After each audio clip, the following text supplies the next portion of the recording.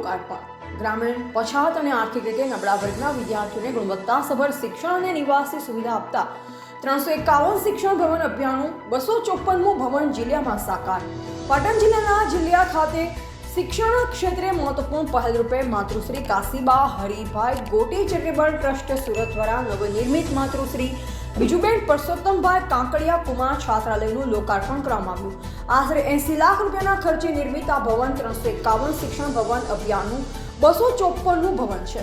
આ પ્રસંગે કેન્દ્રીય મંત્રી ડોક્ટર મનસુખભાઈ માંડવિયા, સાંસદ ગિનીબેન ઠાકોર, પદ્મશ્રી માલજીભાઈ દેસાઈ સહિતના અગ્રણીઓ ઉપસ્થિત રહ્યા. પ્રેરણા મળી છે, એ કામ કરવા માટેનું મનોબળ પૂરું પાડ્યું છે એવા આદરણીય કેશુભાઈ, જેણે હમણાં જ આપણને શાબ્દિક સ્વાગત કર્યું અને સંસ્થા માટે આ વિસ્તારના ગરીબોને ભણાવવા માટે ખૂબ મહેનત કરી છે. ગાંધી વિચારધારા સાથે જેણે કામ કર્યું એવા આદરણીય માલજી દાદા, સમગ્ર કાકડિયા પરિવાર, હમણાં જ આપણને સૌને સંબોધન કર્યા એવા શાહ સાહેબ, સમગ્ર જે માતૃશ્રી કાશીબા ગોટી ટ્રસ્ટના સૌ કર્મયોગી, આજે આ સંસ્થાના આમંત્રણને માન આપીને બધાને સૌ મહેમાનશ્રીઓ, વડીલો, યુવાન ભાઈઓ અને આ સંસ્થાના બાળકો.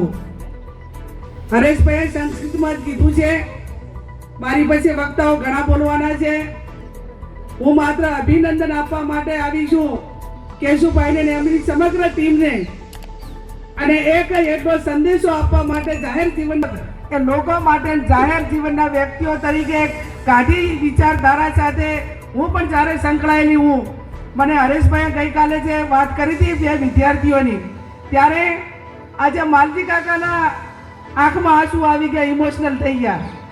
વર્ણન કરવા જઈએ તો વિકટ પરિસ્થિતિમાંથી એક ગરીબ સમાજની દીકરી, ગરીબ પરિવારની દીકરી એક આશ્રમ શાળામાં ભણીને આજે લોકસભા સુધી જઈને. રિપોર્ટર રાજુ જોશી, પાટણ.